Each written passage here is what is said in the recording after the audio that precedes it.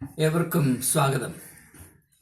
ഇന്ന് വളരെ സന്തോഷമേറിയ ഒരു അനുഭവത്തിലേക്ക് എന്നെ സംബന്ധിച്ചിടത്തോളം വളരെ സന്തോഷവും ഉന്മേഷവും നൽകുന്ന ഒരു അനുഭവത്തിലേക്ക് ഞാൻ സ്നേഹിക്കുന്ന എൻ്റെ ചിന്താ കുടുംബത്തിലെ അംഗങ്ങളായ നിങ്ങളേവരെയും സസന്തോഷം ക്ഷണിക്കുക, നിങ്ങളെ അനുഭവത്തിൻ്റെ പങ്കാളികളാക്കുക എന്നത് മാത്രമാണ് ലക്ഷ്യം. ഈ വീഡിയോ നിങ്ങൾ കാണുമ്പോൾ ഇതിൻ്റെ ആശയങ്ങളുടെ ഗാംഭീര്യമോ അല്ലെങ്കിൽ വിപ്ലവാത്മകതയോ അല്ല നിങ്ങൾ പരിഗണിക്കേണ്ടത്. പിന്നെയോ മനുഷ്യർ കൂടി വരുമ്പോൾ നാം അറിയാതെ തന്നെ ഉണ്ടാകുന്ന സന്തോഷം, സങ്കീർത്തനക്കാരുടെ ഭാഷയിൽ പറഞ്ഞാൽ ഇതാ സഹോദരന്മാർ ഒത്തൊരുമിച്ച് വസിക്കുന്ന എത്ര മനോഹരം. ആ മനോഹാരിത, ജീവിതത്തിൽ നഷ്ടപ്പെട്ടുകൊണ്ടേയിരിക്കുന്ന മനോഹാരിത നമുക്ക് വീണ്ടെടുക്കാൻ കഴിയണം. അത് ഒരു പ്രധാനപ്പെട്ട ലക്ഷ്യമാണ്, കരുതലാണ്. അതൊന്ന്. അതുപോലെ തന്നെ നമുക്ക് ഏവർക്കും സർവശക്തൻ കനിഞ്ഞു നൽകിയ ചിന്താശക്തി എന്ന് പറയുന്ന ഒരു അനുഗ്രഹമാണ്. നാം അത് വേണ്ടതുപോലെ പ്രയോഗിക്കുന്നോ ഇല്ലയോ എന്നൊരു പ്രശ്നം തന്നെയാണ്. നമ്മുടെ എല്ലാവരുടെയും ഉള്ളിൽ എല്ലാവർക്കും പ്രയോജനം വരാവുന്ന അറിവുകളും അനുഭവങ്ങളും ചിന്തകളും ഒക്കെയുണ്ട്. നാം ഇത് വേണ്ടതുപോലെ പങ്കിടുന്നില്ല എന്ന ഒരു കുറവ് നമ്മുടെ മൊത്തത്തിലുണ്ട്. അതും കൂടെ ഒന്ന് തിരിച്ചറിയുവാൻ ഈ ഒരു സംരംഭം ഇടയാകട്ടെ എന്ന് ഞാൻ പ്രാർത്ഥിക്കുന്നു. ഹ്രസ്വമായി ഞാൻ ഇതിൽ പങ്കെടുക്കുന്ന ആളുകളെ പരിചയപ്പെടുത്തട്ടെ. എൻ്റെ ഏറ്റവും ഇടതുവശത്തിരിക്കുന്നത് mister P.E. Thomas. By profession he's an engineer. Immediately to my left is doctor George Mathew.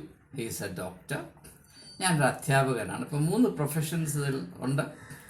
എൻജിനീയറുണ്ട്, ഡോക്ടറുണ്ട്, അധ്യാപകരുണ്ട്. പക്ഷേ ഞങ്ങൾ 3 പേരും മനുഷ്യരാണ്.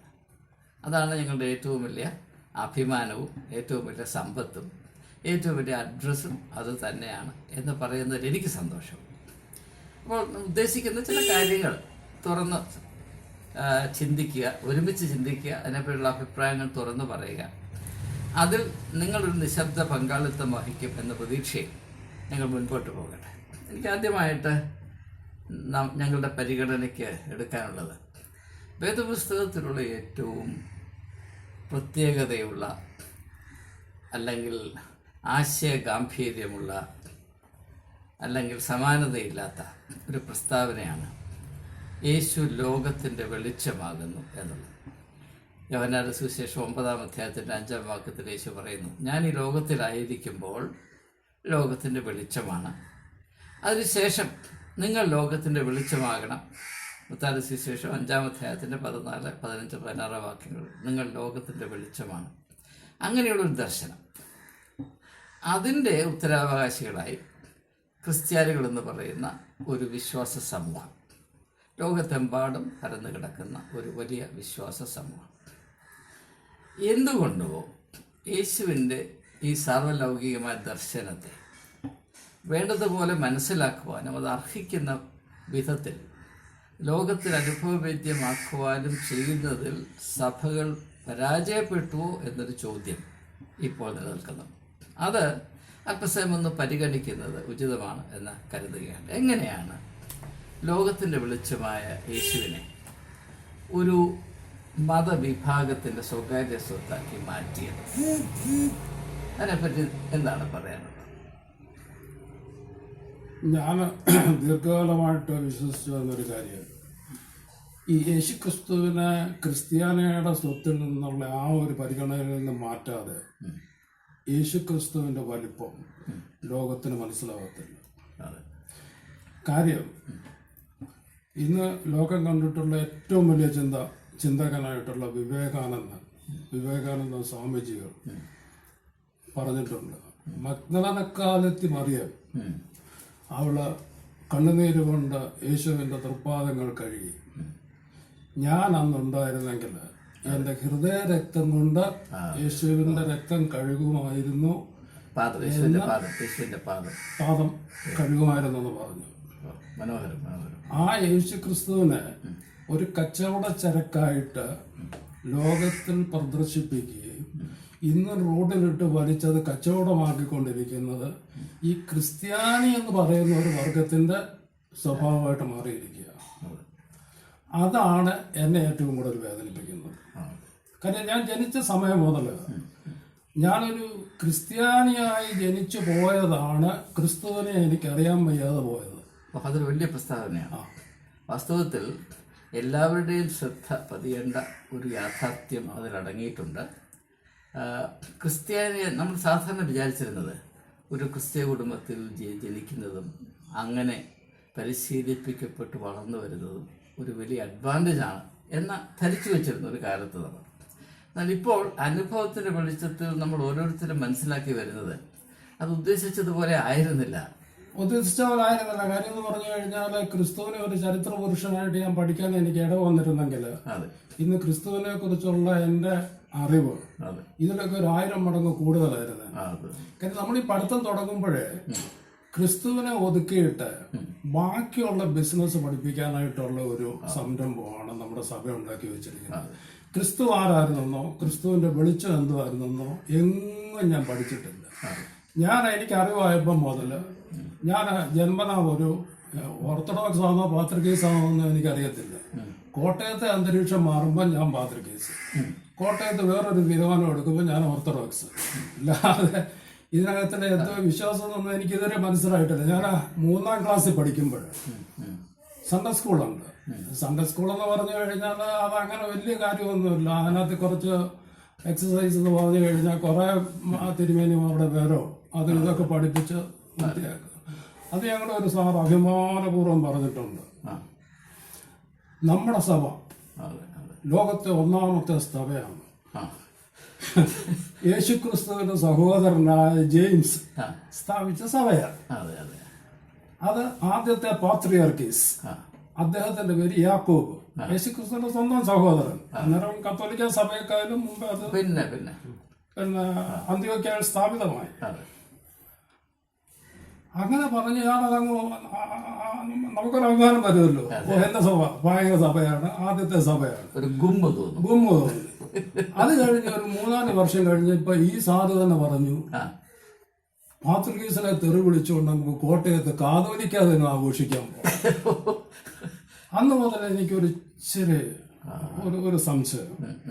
ഇവിടെ ഇത് നമ്മുടെ സഭ 1ാമത്തെ സഭയാന്ന് പറയുന്നത് ഈ പുള്ളിയെ തെറി വിളിച്ചുകൊണ്ട് നമ്മൾ ലോറിയെ കയറി കാതോലിക്കാതെ തന്നെ ആഘോഷിക്കാൻ കോട്ടയത്ത് പോകണം. അന്ന് മുതൽ എനിക്ക് ചെറിയ സംശയം തുടങ്ങി. ഈ സംശയം ഈ പള്ളിയിലാകെ നടക്കുന്നത് ഇതേ ഉള്ളൂ. കാതോലിക്ക പാത്രികീസിനെ തെറി പറയുക, പാത്രികീസ് കാതോലിക്കയെ തെറി പറയുക, കമ്മിറ്റി ഉണ്ടാക്കുക, അതിലടി ഉണ്ടാക്കുക, ഇടി ചവിട്ട അടി വിദ്വേഷം, ഇതൊക്കെയാണ് എന്റെ പള്ളിയിൽ നിന്നാണ് പഠിച്ചത്. ഇതെന്ത് പറ്റി? ഇപ്പൊ പാത്രിയാർക്കീസ് വിശ്വാസത്തിലിരുന്ന അപ്പനും കോട്ടയത്തെ ക്ലൈമറ്റ് മാറിയത് കൊണ്ട് ഓർത്തഡോക്സ് സഭയിൽ വന്ന വ്യത്യാസം തമ്മിൽ മക്കളും അപ്പനും പാത്രികീസും കാതോലിക്കുമായി വീട്ടില്. അവിടെ ഇവര് തമ്മിൽ വഴക്കാ. ഏതാ അപ്പനും മക്കളും തമ്മിൽ വഴക്കാ. പാത്രികീസാന്നോ പറഞ്ഞത് കാതോലിക്കാന്നോ പറഞ്ഞത്. കുടുംബചിത്രം വരെ ഇതുകൊണ്ട് ഉണ്ടായിരിക്കുന്നത്. യേശുക്രിസ്തു പോട്ടെ, യേശുക്രിസ്തുവിനെ നമ്മളെ അടുത്തങ്ങ് കളഞ്ഞു. വെളിച്ചോ ഇല്ല തെളിച്ചോ ഇല്ലാത്ത രീതിയിലാക്കി യേശുക്രിസ്തു. അങ്ങനെ ഒരു അരാജകത്വം പിടിച്ച ഒരു വഴിയിൽ കൂടാണ് വളർന്നു വന്നത്. പിന്നെ ഫ്രീ ആയിട്ട് പിന്നെ കുറെ നാൾ നമ്മൾ പേടിച്ച് ഈ പൊട്ടത്തരങ്ങളൊക്കെ വിശ്വസിച്ച് നടന്ന ഒരു കാലഘട്ടം. ഇതിനകത്ത് നടക്കുന്ന വൃത്തികേടുകൾ കാണാനുണ്ടായ അനുഭവം ഉണ്ടായ ഒരു കാലഘട്ടം. അത് കഴിഞ്ഞ് നമുക്ക് സ്വതന്ത്രമായി ചിന്തിക്കാൻ ഒത്ത കാലഘട്ടം വളരെ റീസെന്റ് ആയിട്ടാണ് ഉണ്ടായത്. അങ്ങനെ ഉണ്ടായല്ലോ, ഉണ്ടായി എനിക്ക് തോന്നുന്നു. കാര്യം അല്ല, ഇങ്ങനെ ധൈര്യമായിട്ട് പറയത്തില്ല. അല്ല, ധൈര്യമായിട്ട് എനിക്ക് പറയണമെന്നുണ്ട്. കാര്യം യേശുക്രിസ്തു വെളിച്ചം ആണെന്നുള്ളത് ഇന്ന് കേരളത്തിൽ നോക്കിയാൽ ഹൈന്ദവരുടെ ഇടയിൽ പോലും ഞാൻ എൻ്റെ സുഹൃത്തുക്കളും ഞാൻ ആരാധിക്കുന്ന ആളുകളും യേശുക്രിസ്തുവിനെ സാക്ഷി ചെയ്യുന്ന കാണുമ്പോൾ എനിക്ക് നാണക്കേടാ. ഞാൻ എന്തിനൊരു ക്രിസ്ത്യാനിയായിട്ട് ജനിച്ചെന്നുള്ളത്. ഞാനൊരു ഹിന്ദുവായിട്ട് ജനിച്ചായിരുന്നെങ്കിൽ ഇന്ന് യേശുക്രിസ്തു എനിക്കൊരു വലിയ വെളിച്ചമായിരുന്നു. പക്ഷെ യേശുക്രിസ്തുവിന്റെ വെളിച്ചം എനിക്ക് അനുഭവിക്കാൻ പറ്റാതെ പോയത് എൻ്റെ ഈ ഇതിനോടത് ഒരു അനുബന്ധിച്ച ഒരു കാര്യം ഞാൻ പറയാൻ ഉദ്ദേശിക്കുന്നത്, എൻ്റെ ഈ യൂട്യൂബ് സംഗമത്തിൽ വളരെ താല്പര്യത്തോടെ പങ്കെടുക്കുന്ന ഓർത്തഡോക്സ് സഭ അംഗമായ ഒരു പ്രശസ്ത ഡോക്ടർ, അമേരിക്കയിൽ പോയി പേര് സമ്പാദിച്ച ഒരു ഡോക്ടർ, അദ്ദേഹം ഈ അടുത്ത കാലത്ത് തന്നെ ഫോണിൽ വിളിച്ച് എന്നോട് പറഞ്ഞത്, യേശുക്രിസ്തുവാണ് എൻ്റെ ജീവിതത്തിലെ ഏറ്റവും വലിയ പ്രത്യാശ, ഏറ്റവും വലിയ ആവേശം. ഞാനിപ്പോഴായിരിക്കുന്നത് മുഴുവനും യേശുക്രിസ്തുവിലുള്ള എൻ്റെ വിശ്വാസത്തിൽ കൂടെയാണ്. ഒരു ശാസ്ത്രജ്ഞനാണിത് പറയുന്നത്. എന്നാൽ ഞാൻ തിരിഞ്ഞു നോക്കുമ്പോൾ, അദ്ദേഹം ചെറുപ്പത്തിൽ കേരളത്തിലാണ് വളർന്നത്, ഓർത്തഡോക്സ് സഭയിലെ ഒരു സജീവ അംഗമായിരുന്നു, അൾത്താരയിൽ കയറി ശുശ്രൂഷ ചെയ്യുന്ന വ്യക്തിയായിരുന്നു. അപ്പം അദ്ദേഹം പറഞ്ഞത്, അങ്ങനെ ഞാൻ ഇതിൻ്റെ ഉള്ളിൽ പെട്ടുപോയതുകൊണ്ട് ഇപ്പോൾ തിരിഞ്ഞു നോക്കുമ്പോൾ അതിൽ കൂടെ എൻ്റെ വ്യക്തിത്വത്തിന് കാര്യമായ കോട്ടം സംഭവിച്ചു എന്ന് ഞാൻ തിരിച്ചറിയുന്നു. അതുകൊണ്ട് ഞാൻ എൻ്റെ മക്കളെ ഈ പരിപാടിക്ക് വിടുകയുമില്ല എന്ന് മാത്രവുമല്ല, പിന്നെ അദ്ദേഹം എന്നോട് പറഞ്ഞൊരു വലിയ സന്തോഷത്തിൻ്റെ അനുഭവം കൂടെ പറയും. അദ്ദേഹം ഞാൻ 4 മക്കളുണ്ട്, 3 പെൺമക്കളും ഒരാണ് മകനും. അദ്ദേഹം ഞാൻ എൻ്റെ 4 മക്കളെയും അവർ സ്വന്തമായിട്ട് അന്വേഷിച്ച് ദൈവികമായ കാര്യങ്ങൾ കണ്ടെത്തട്ടെ എന്ന് പറഞ്ഞ് അവരെ വിട്ടു. അവരെ നിർബന്ധിച്ച് സഭയുടെ ചരിത്രം പഠിക്കാനോ അല്ലെങ്കിൽ സൺഡേ സ്കൂളിൽ വിടാനോ അല്ലെങ്കിൽ സഭാപരമായ കാര്യങ്ങളിൽ പങ്കെടുക്കാനോ ഞാൻ ശ്രമിച്ചിട്ടില്ല. അവരവരുടെ വിധത്തിൽ. എന്നാൽ ഈ അടുത്തയിടെ എൻ്റെ മകൻ എന്നോട് വന്ന് പറഞ്ഞു, അപ്പ ഞാൻ ക്രിസ്തുവിനെ കണ്ടെത്തിയിരിക്കുന്നു. അത് ആ അപ്പനും മകനും തമ്മിലുള്ള ബന്ധത്തിൽ വലിയ സന്തോഷവും വലിയ ദൃഢതയും ആഴവും ഉണ്ടാക്കി എന്നൊരു പിതാവിനോട് സാക്ഷീകരിക്കുകയാണ്. അത് കേട്ടപ്പോൾ എൻ്റെ മനസ്സ് സന്തോഷം കൊണ്ട് നിറഞ്ഞു. അതെന്ന് പറഞ്ഞാൽ തൻ്റെ മക്കൾ ഈ സഭ അവൾ അടിച്ചേൽപ്പിക്കുന്ന ഭ്രാന്തിൽ നിന്ന് രക്ഷപ്പെട്ടിട്ട് അവരുടെ സ്വന്തമായ ആത്മാവിൻ്റെ ദാഹത്തെ പിന്തുടർന്ന് അവരന്വേഷിച്ച് യേശു എന്ന വെളിച്ചത്തെ കണ്ടെത്തിയിരിക്കുന്നു എന്ന് പറയുമ്പോൾ ഒരു പിതാവിൻ്റെ മനസ്സ് സന്തോഷം കൊണ്ടും അഭിമാനം കൊണ്ടും നിറഞ്ഞു തുളുമ്പുകയാണ്. ഈ അനുഭവം കേരളത്തിൽ മാത്രമല്ല, ലോകത്തുള്ള എല്ലാ മാതാപിതാക്കന്മാർക്കും ഉണ്ടാകട്ടെ എന്നതാണ് എൻ്റെ പ്രാർത്ഥന, എൻ്റെ ആശംസ. അത് തന്നെയാണ് ഞങ്ങളുടെ ആഗ്രഹവും വിശ്വാസവും. ഇപ്പൊ ഈ പറഞ്ഞ സ്ഥിതിയില് എനിക്ക് പറ്റിയ അബദ്ധം എന്റെ പിള്ളേർക്ക് പറ്റുന്നതെന്ന് വിചാരിച്ച് ഈ അമേരിക്കൻ ഡോക്ടർ ചെയ്ത അതേ നയമാണ് ഞാൻ എന്റെ പിള്ളേരിലെടുത്തത്. Fantastic, very good. അത് തന്നെയാണ്. അത് മറ്റുള്ളവർ ചിന്തിക്കേണ്ട ഒരു കാര്യമാണ്. അതുകൊണ്ട് ഞാൻ പ്രത്യേകമായിട്ട് ഇതൊന്ന് അടിവരയിട്ട് പറയാൻ താല്പര്യപ്പെടുന്നത്, കുഞ്ഞുങ്ങൾ അവർക്ക് ഇട്ടും പൊട്ടും അറിയാത്ത സമയത്ത് അവരെ പിടിച്ച് ഇതിൽ വലിച്ചിടച്ച് പിന്നെ ജീവിതത്തിൽ ഒരിക്കലും സത്യം തിരിച്ചറിയാൻ വയ്യാത്ത വിധത്തിൽ അവർ ചിന്താശക്തിയെ കെടുത്തിക്കളയുകയും വെറും അർത്ഥശൂന്യമായ കാര്യങ്ങളിൽ അവരുടെ ആത്മീയ ജീവിതത്തെ നിത്യതയെ ഒതുക്കുകയും ചെയ്യുന്ന മാതാപിതാക്കന്മാർ സ്വന്തം കുഞ്ഞുങ്ങളോട് നിരന്തരം ചെയ്തുകൊണ്ടിരിക്കുന്ന അപരാധം, അതിൻ്റെ ഘോരമായ മുഖം ജനം തിരിച്ചറിയണം. ഡോക്ടർ ജോർജ് മാത്യു ഇതിനെ പറ്റി പറയാനുള്ളത്. ഞാൻ മലയാളത്തിൽ പറയുന്നതിനേക്കാൾ ഏത് ഭാഷ, മറുഭാഷ ഉപയോഗിച്ച് ബാക്കി എന്ത് പറയും? When we started, we said, Jesus said, I am the light of the world. And He wanted us to be the light of the world. The early Christians, they tried their best to be the light of the world. And they were prepared to do anything, even to die for Christ. And we know what happened to the disciples and to the early Christians. But over a course of a period of time, Christians lost that vision. They are no more the light of the world. Mahatma Gandhi once said, if Christians lived by the principles or teachings of Christ, the whole of India would have been Christian today. But Christians preach, but they don't practice what they say. That's what has happened in that course of period of time. Christ used to be the center of Christianity. But then what has happened was Christ was thrown out from the center of Christianity. And what come to the center? Money, power, greed, those things came to the center. And Christians forgot about Christ. And then our children, they see the hypocrisy in the leaders of Christianity, in the parents, in other Christians. Yes.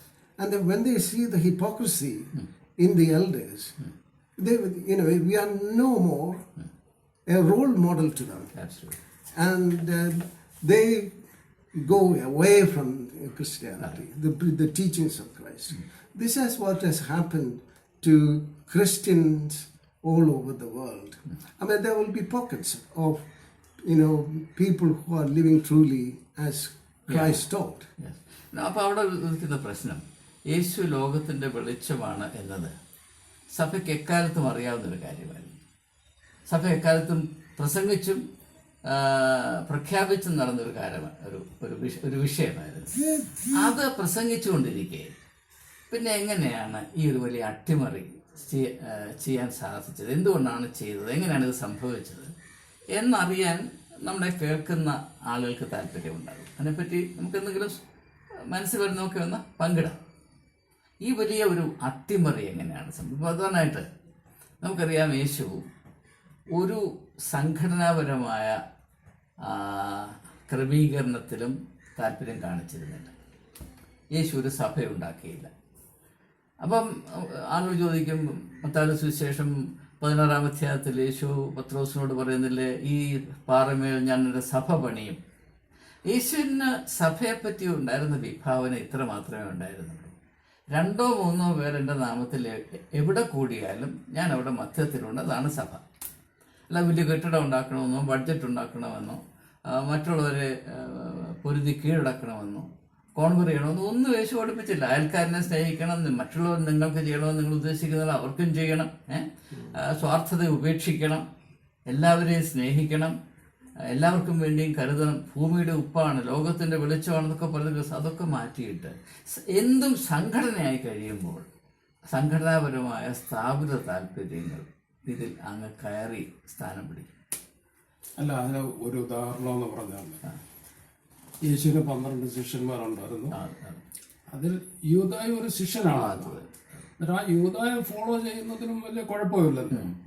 അന്നേരം നമ്മുടെ സഭാ പിതാക്കന്മാരോ അല്ലെങ്കിൽ സഭയെ ഇന്ന് നയിക്കുന്ന വ്യവസായികളോ യൂദായ follow ചെയ്തു.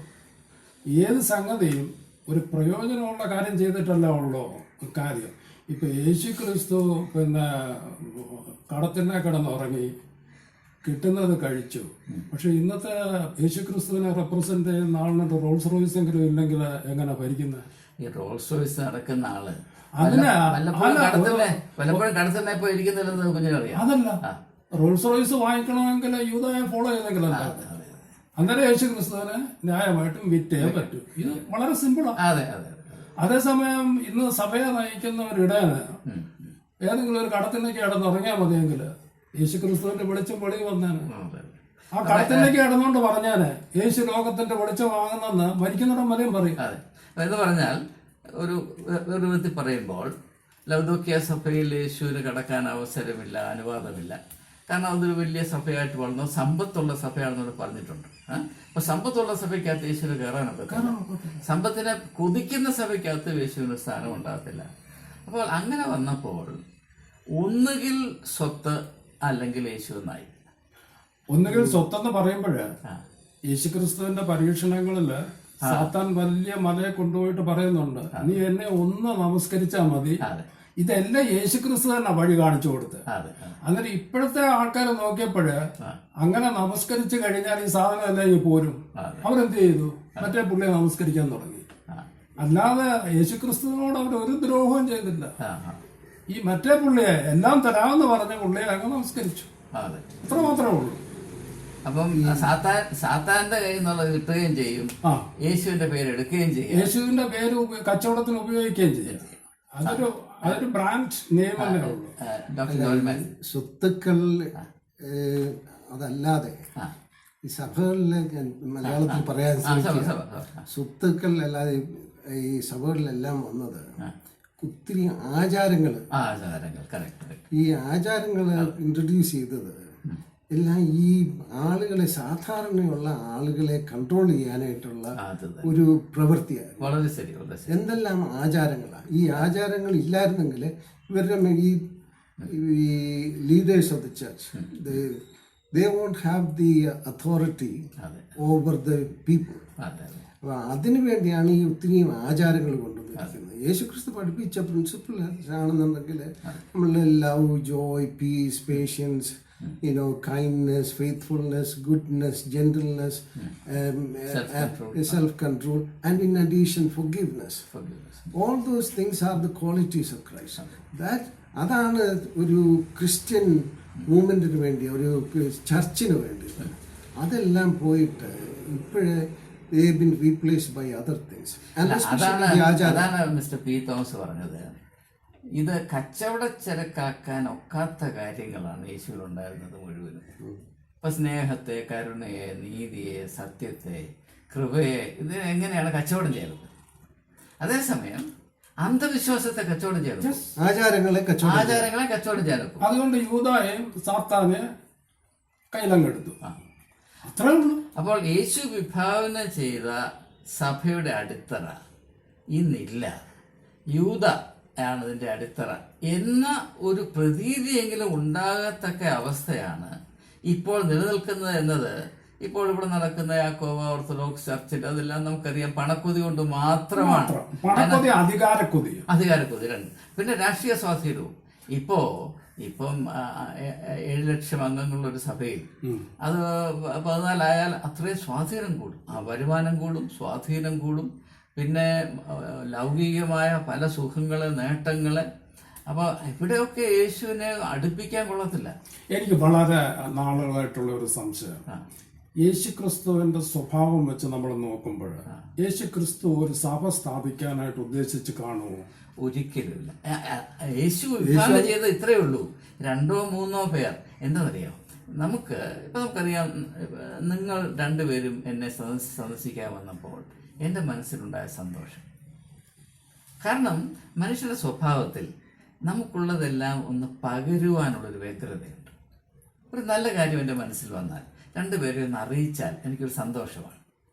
എന്നതുപോലെ ആത്മീയമായ അനുഭവങ്ങൾ, ദൈവികമായ അനുഭവങ്ങൾ അതൊന്ന് പങ്കിടുമ്പോൾ, 2 പേരാണെങ്കിലും 3 പേരാണെങ്കിലും 50 പേരാണെങ്കിലും ഒന്ന് പങ്കിടുമ്പോൾ അതിൻ്റേതായ ഒരു കൊഴുപ്പും ഒരു സന്തോഷവും ഒരു ഭംഗിയും ഒരു യാഥാർത്ഥ്യബോധവും ഒക്കെ ഉണ്ടാകും. ഇപ്പൊ എന്റെ ജീവിതത്തിൽ ചിലർ പറയും ബൈബിളിൽ 66 പുസ്തകമുണ്ട്, ചിലർ പറയും 72 ഉണ്ട്, ഇനിയും കാണാതെ കിടപ്പുണ്ട്. ഇതൊന്നും എന്നെ സംബന്ധിച്ച് വലിയ കാര്യമല്ല. ബൈബിളിന് എനിക്ക് 2 വരിയെ അറിയാവൂ. ഞാനോ നിങ്ങൾക്കൊരു പുതിയ കൽപ്പന തരുന്നത്, നിന്റെ ദൈവമായ കർത്താവിനെ പൂർണ്ണ ഹൃദയത്തോടും പൂർണ്ണ മനസ്സോടും പൂർണ്ണ ആത്മാവോടും നീ സ്നേഹിക്കുക, നിന്റെ സഹോദരനെ നിന്നെ പോലെ തന്നെ സ്നേഹിക്കുക. ഈ 2 സംഗതി ഒഴിച്ച് ബാക്കി എല്ലാ കാര്യങ്ങളും ക്രിസ്ത്യാനികൾ അനുവർത്തിക്കും. ഈ 2 കാര്യം വരുമ്പോൾ ക്രിസ്ത്യാനികൾ മാറും. അന്നേരം ആ വെളിച്ചം അവിടെ കെടുത്തിക്കൊണ്ട് അതിന് ചുറ്റുമുള്ള ഇരുട്ടല്ലേ ഈ കളിക്കുന്നത്. അതെന്താണെന്ന് ചോദിച്ചാൽ, നൂറ്റാണ്ടുകളായിട്ട് ഈ വേദപുസ്തകം എന്ന് പറയുന്ന കാര്യം അത് പുരോഹിതർ അവരുടെ സ്വകാര്യ സ്വക്കത്താക്കി കാത്തു സൂക്ഷിച്ചു. സാധാരണ വിശ്വാസികൾക്ക് ഇതൊന്ന് തൊടാൻ പോലും അവകാശം അവർ നൽകിയിരുന്നില്ല. കാരണം ഡോക്ടർ ജോർജ് മാത്യു പറഞ്ഞതുപോലെ പുരോഹിതവർഗം എപ്പോഴും നോക്കുന്നത് ജനങ്ങളെ നിയന്ത്രിക്കത്തക്കവണ്ണം ഇതിൻ്റെ വിവിധ മുഖങ്ങൾ എപ്രകാരം അവരുടെ കുത്തകയിൽ ആക്കി വെക്കാം. അതുകൊണ്ട് വേദപുസ്തകം വായിക്കാൻ പോലും അവർക്ക് അവകാശമില്ലായിരുന്നു. ഇന്നും നമ്മളീ പറയുന്ന ആചാര അനുഷ്ഠാനങ്ങൾ, ഇപ്പോൾ സത്യകർമ്മം അല്ലെങ്കിൽ കുർബാന അല്ലെങ്കിൽ കത്തോലിക്കൽ ദിവ്യബലി എന്ന് പറയുന്ന കാര്യം ഒരു പുരോഹിതൻ നടത്തണമെന്ന് യേശു എവിടെങ്കിലും പറഞ്ഞിട്ടുണ്ടോ? ഒരിക്കലുമില്ല. യേശു ക്രിസ്തു ജീവിച്ചിരിക്കുമ്പോൾ അല്ല, ഒരു കാലത്തും ആരും പറഞ്ഞിട്ടില്ല. യേശു നടത്തിയ അന്ത്യ ഓർമ്മയ്ക്കായിട്ട് നടത്തുമെന്ന് പറയുമ്പോൾ ആ അത്താഴത്തിൽ പുരോഹിതൻ നിഴല് പോലും ഇല്ലായിരുന്നു. ഇന്ന് ഇത് നടത്താനുള്ള അവകാശം പുരോഹിതന് മാത്രമാക്കി. ഇതൊരു അട്ടിമറി അല്ലെങ്കിൽ പിന്നെ എന്താണ്? ഇത് അട്ടിമറിയാ. അതെ. അപ്പൊ ഈ അട്ടിമറി നടത്തുന്നതെല്ലാം എന്തിനാണ്? ലാഭത്തിന് വേണ്ടിയാണ്. ലാഭമുണ്ടാകണമെങ്കിൽ ജനങ്ങളെ നിയന്ത്രിക്കണം. ജനങ്ങളെ നിയന്ത്രിക്കണമെങ്കിൽ അവരുടെ ചിന്താശക്തി ഇല്ലാതാക്കണം.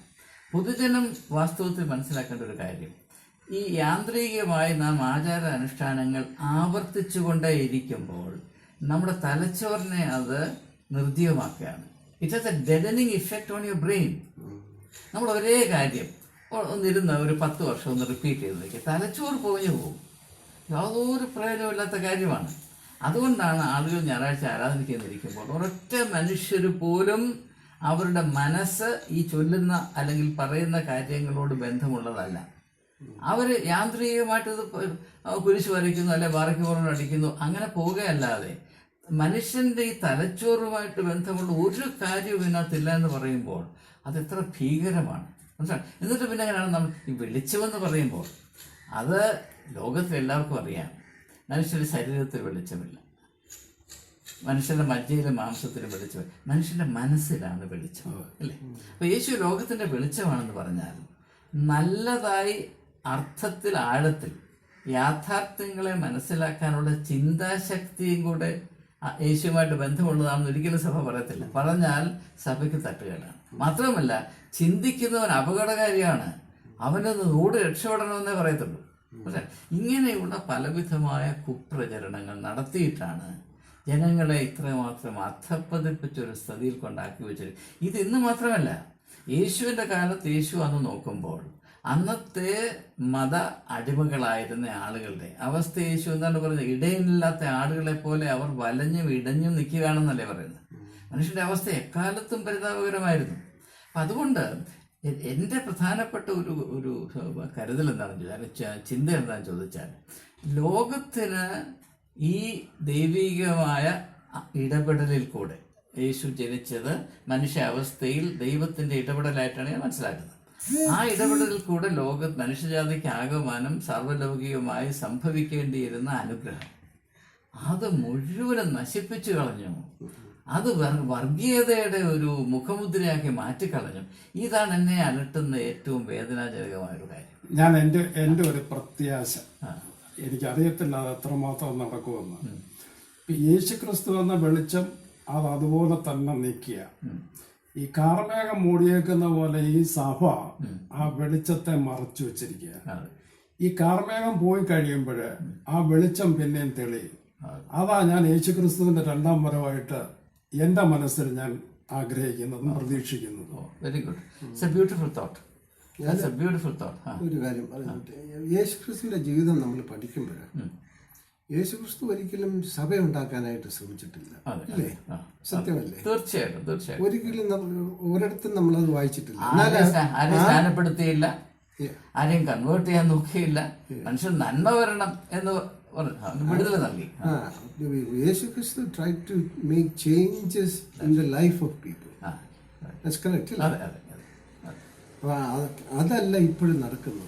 മനുഷ്യനെ അവന്റെ അടിമത്തത്തിൽ നിന്ന് രക്ഷിക്കാൻ നോക്കിയത് കൂടുതൽ അടിമത്തത്തിലേക്ക് തള്ളിവിടുക, അടിമത്തത്തിന്റെ ഒരു പര്യായമാക്കി മാറ്റി. അതാണ്. അതപ്പോ ഈ യേശു വിടുതൽ നൽകുക എന്ന് പറഞ്ഞാൽ യേശു തന്നെ പറഞ്ഞിട്ടുണ്ട്, എല്ലാ മനുഷ്യരുടെയും ഉള്ളിൽ ദൈവം നീതിമാനായതുകൊണ്ട് അവിടുന്ന് കരുണ തോന്നി സ്ഥാപിച്ചിരിക്കുന്ന വലിയ സാധ്യതകളുണ്ട്. എന്നാൽ ആ സാധ്യതകൾ വേണ്ടതുപോലെ പ്രകടിപ്പിക്കുന്നതിൽ വിഘടമായി നിൽക്കുന്ന അതിൻ്റെ സാധ്യതകളെ അടച്ചു വച്ചിരിക്കുന്ന ചില ഘടകങ്ങളുണ്ട്. അതിപ്പോൾ നമ്മൾ സാംസ്കാരികമായിരിക്കും, അല്ലെങ്കിൽ സാമൂഹ്യപരമായ കാര്യങ്ങളായിരിക്കും, അല്ലെങ്കിൽ അന്ധവിശ്വാസം കൊണ്ടായിരിക്കും, അല്ലെങ്കിൽ മനുഷ്യൻ്റെ മാനസികമായ അടിമത്തം കൊണ്ടായിരിക്കും. ഏതായാലും അവൻ്റെ മഹനീയമായ ഉദാത്തമായ സാധ്യതകൾ വേണ്ടതുപോലെ പ്രകടിപ്പിക്കാനുള്ള ഒരവസ്ഥ ലോകത്തിൽ ബഹുഭൂരിപക്ഷം ആളുകൾക്കുമില്ല. അപ്പം അങ്ങനെ ഇരിക്കുന്ന ആളുകളുടെ ജീവിതത്തിൽ കടന്നു ചെന്ന് അവരുടെ നന്മകൾ, ഇപ്പം പറഞ്ഞില്ല, നിങ്ങളുടെ ഉള്ളിൽ ഒരു വിളക്ക് കത്തിച്ച് വെച്ചിട്ടുണ്ട്, പക്ഷെ അതിൻ്റെ മുകളിൽ ഒരു പറയിരിപ്പുണ്ട്, അതുകൊണ്ട് എൻ്റെ വെളിച്ചം വെളിയിലേക്ക് വരുന്നില്ല. ആ വെളിച്ചം ലോകം കാണട്ടെ, നിങ്ങളുടെ വെളിച്ചം ലോകത്തിന് മുമ്പിൽ പ്രകാശിക്കട്ടെ എന്നല്ലേ യേശു. അത് മാത്രമാണ് യേശു ഉദ്ദേശിച്ചത്. ഓരോ വ്യക്തിയുടെയും ഉള്ളിൽ ഇപ്പോൾ ശവക്കല്ലറയിൽ ശവം ഇരിക്കുന്നത് പോലെ ഇത് ആ മനുഷ്യൻ്റെ ഉള്ളിൽ മനുഷ്യത്വം ഇങ്ങനെ അടക്കി വെച്ചിരിക്കുകയാണ്. അതിനെ ഒന്ന് ഉണർത്തി ഒന്ന് വെളിയിലേക്കൊന്ന്, അതിൻ്റെ വെളിച്ചം ഒന്ന് വെളിയിലേക്ക് വന്ന് ഈ ലോകം മുഴുവനും പ്രകാശപൂരിതമാകട്ടെ എന്നായിരുന്നു യേശുവിൻ്റെ ദർശനം. അവിടെ മതത്തിന് എന്താണ് സ്ഥാനം?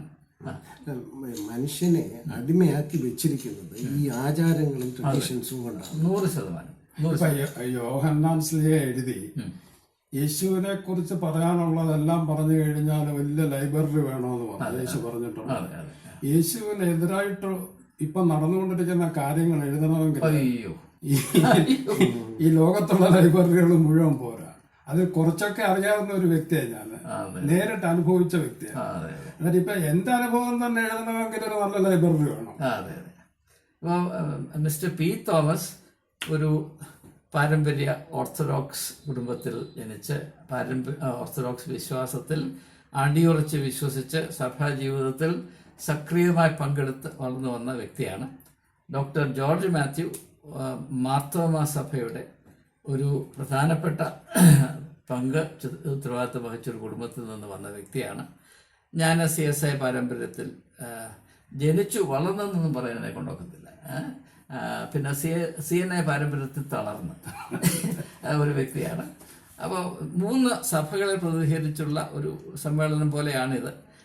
എന്നാൽ സഭാ വ്യത്യാസമന്യേ നമ്മുടെ മധ്യത്തിൽ ഒരു ഐകമത്യമുണ്ട്. ഒരു മനസ്സോടെ പറയുന്ന, നാം ഓരോരുത്തരും ഒന്നുപോലെ അനുഭവിക്കുന്ന ഒരു വേദന എന്താണെന്ന് ചോദിച്ചാൽ യേശുവിനെ ഇവർ റദ്ദാക്കിക്കളഞ്ഞു എന്നതാണ്. Jesus has been cancelled. അതൊരു വലിയ സങ്കടമാണ്. സങ്കടം എന്താണെന്ന് ചോദിച്ചാൽ എന്നെ സംബന്ധിച്ച സഭ എന്ന് പറയുന്നത് യേശു എന്ന വെളിച്ചം മാത്രമാണ്. അത് മാത്രം ഇല്ലാതായി, അത് മാത്രമേ ബാക്കിയെല്ലാം ഉണ്ട്. ബാക്കിയല്ല. അപ്പോൾ ഇതുകൊണ്ട് വരാവുന്നൊരു വലിയ പ്രശ്നം. അതും കൂടെ പറഞ്ഞിട്ട് നമുക്ക് ഈ സംഭാഷണം തൽക്കാലം ഉപസംഹരിക്കാം. ഞാൻ ആജീവനാന്തം യുവതി യുവാക്കന്മാരുടെ ഇടയിൽ ശുശ്രൂഷ ചെയ്ത വ്യക്തിയാണ്. ഞാൻ വിദ്യാഭ്യാസത്തിലായിരുന്നു. അവർക്ക് അവരുടെ ആ പ്രത്യേകമായ ഘട്ടത്തിൽ വലിയ വിധത്തിൽ, വലിയ തോതിൽ ഒരു മാതൃക ആവശ്യമാണ്.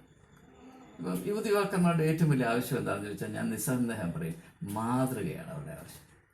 അവർ നോക്കുമ്പോൾ റോൾ മോഡൽസ്. അവർ നോക്കുമ്പോൾ ഒന്നുമില്ല, ശൂന്യതാണ്. സഭയിലേക്ക് നോക്കുമ്പോൾ അവരെന്താണ് കാണും, സമൂഹത്തിലേക്ക് പോകുമ്പോൾ അവരെന്താണ് കാണും, രാഷ്ട്രീയ നേതാക്കന്മാരെ കാണുമ്പോൾ അവരെന്താണ് കാണും, പിന്നെ ബാക്കിയൊന്നും പറയുകയും വേണ്ട. അപ്പോൾ ഒരു വലിയ ശൂന്യതയുടെ മധ്യത്തിലാണ് ഇന്നത്തെ യുവതലമുറ സ്ഥിതി ചെയ്യുന്നത് എന്നത് എന്നെ സംബന്ധിച്ചിടത്തോളം വളരെയധികം വേദനാജനകമായ യാഥാർത്ഥ്യമാണ്. എന്നാൽ ഇവരുടെ അവസ്ഥയെ പരിഗണിക്കുന്ന ഏതെങ്കിലും സഭയുണ്ടോ, അവർക്ക് പ്രയോജനം വരുന്ന ഒരു ശുശ്രൂഷ, ഒരു ദൗത്യം ആവിഷ്കരിക്കാൻ താല്പര്യമുള്ള ഏതെങ്കിലും സഭയുണ്ടോ എന്ന് ഞാൻ അന്വേഷിച്ചിട്ടുണ്ട്. ഞാൻ എൻ്റെ ഉത്തരം പറയുന്നില്ല, നിങ്ങളുടെ അഭിപ്രായം കൂടി അറിഞ്ഞാൽ കൊള്ളാം ഇതിനെ സംബന്ധമായിട്ട്. ഇപ്പൊ ഏതെങ്കിലും ഒരു സഭ അവരുടെ അന്വേഷണത്തിന് ഉത്തരം കൊടുക്കാൻ തയ്യാറായ അവരെ സംബന്ധിച്ച് ബിസിനസ് നടക്കത്തില്ല.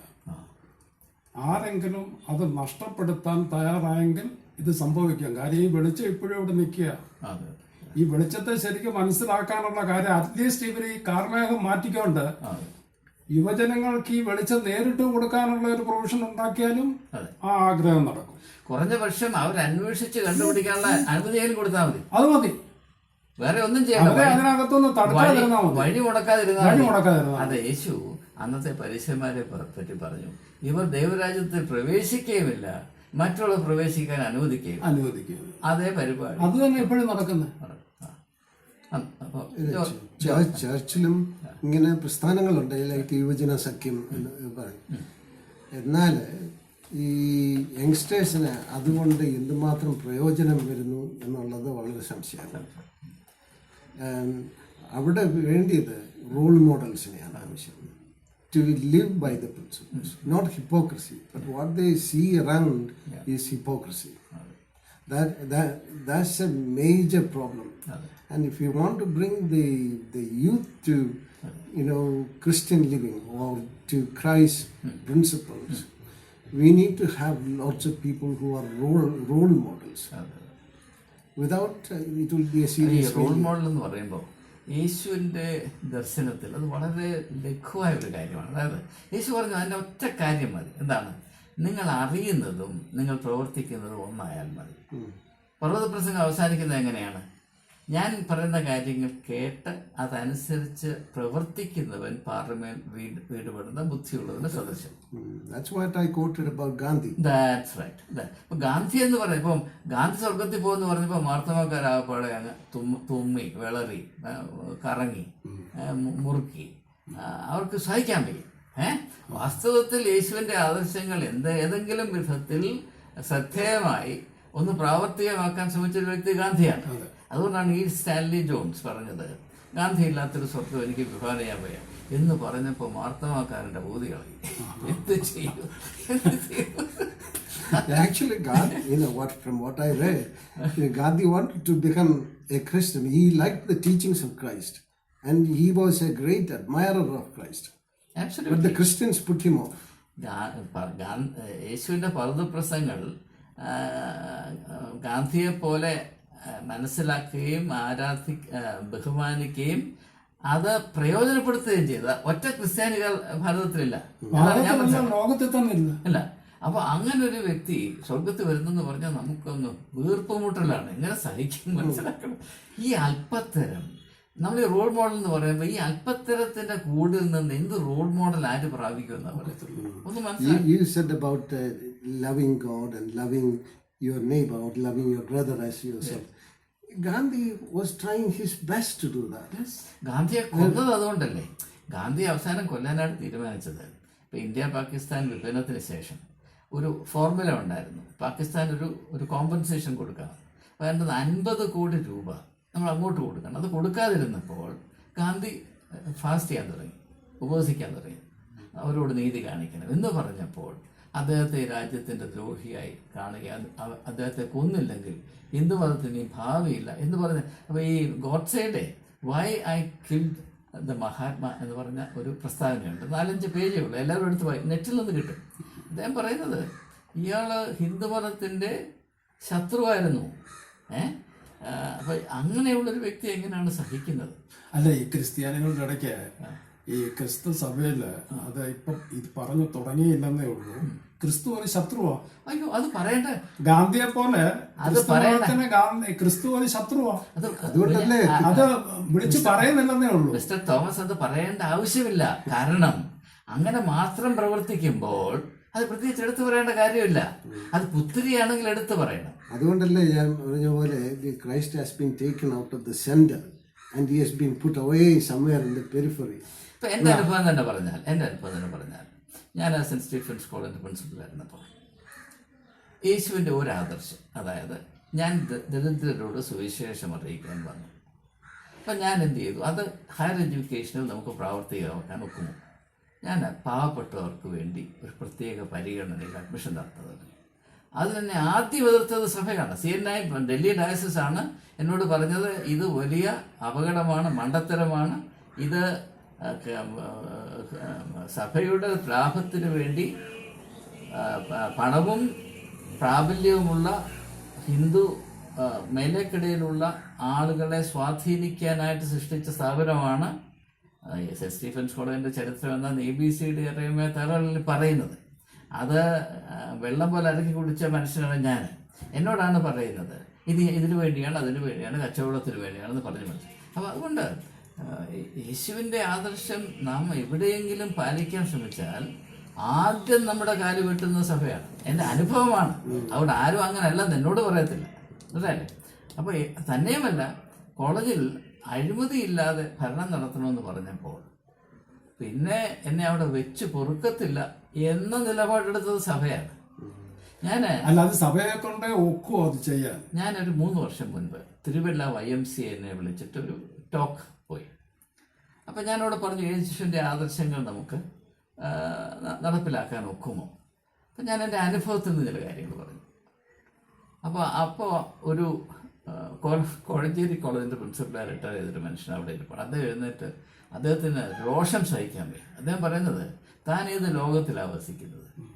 കൈക്കൂലി വാങ്ങിക്കാതെ ഏതെങ്കിലും ഒരു സ്ഥാപനം നടത്തുമെന്ന് പറഞ്ഞാൽ ഞങ്ങളെങ്ങനെയാണ് വിശ്വസിക്കുന്നത്? സഭയ്ക്ക് ഇങ്ങനെയുള്ള അനധികൃതമായ വരുമാനമില്ലെങ്കിൽ സഭ എങ്ങനെയാണ് നടക്കുന്നത്? ഇത് ഞങ്ങളുടെ ഒരു ഭാവ പരസ്യമായിട്ട് പരിമല പെരുന്നാൾ നടത്തിക്കൊണ്ടിരിക്കുന്ന പറഞ്ഞിട്ടുണ്ടല്ലോ. ഞാൻ കേട്ടു. എന്തെങ്കിലും സഭയുടെ നന്മയ്ക്ക് വേണ്ടിയിട്ട് ഒരു കള്ളമൊക്കെ നമുക്ക് പറയാമെന്ന്. നന്മ ലാഭത്തിന് വേണ്ടി ഏത് കള്ളം കള്ളവും പറയാം. ഓർത്തഡോക്സ് നമുക്ക് യാതൊരു മടിയുമില്ല. ഇതേ വാക്കാണ് ഞാൻ കേട്ടതാണ്. യാതൊരു മടിയുമില്ല. ഇതാണ് അതിനകത്തെ യാഥാർത്ഥ്യം. വല്ലപ്പോഴും ഒക്കെ സത്യം വെളിയിൽ വരും. അപ്പൊ ഞാൻ പറഞ്ഞത്, ഇങ്ങനെയുള്ള ഒരു സാഹചര്യത്തിൽ നിന്ന് എങ്ങനെയാണ് റോൾ മോഡൽ ഉണ്ടാകുന്നതെന്നാണ് ഞാൻ ചോദിക്കുന്നത്.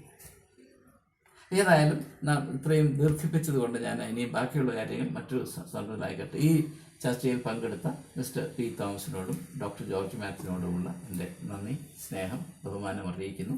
ഇങ്ങനെയുള്ള ചർച്ചകളിൽ കൂടെ ഞാൻ ഉദ്ദേശിക്കുന്നത്, ജനം കൂടി വന്നിട്ട് വ്യക്തികൾ 2 പേരാണ്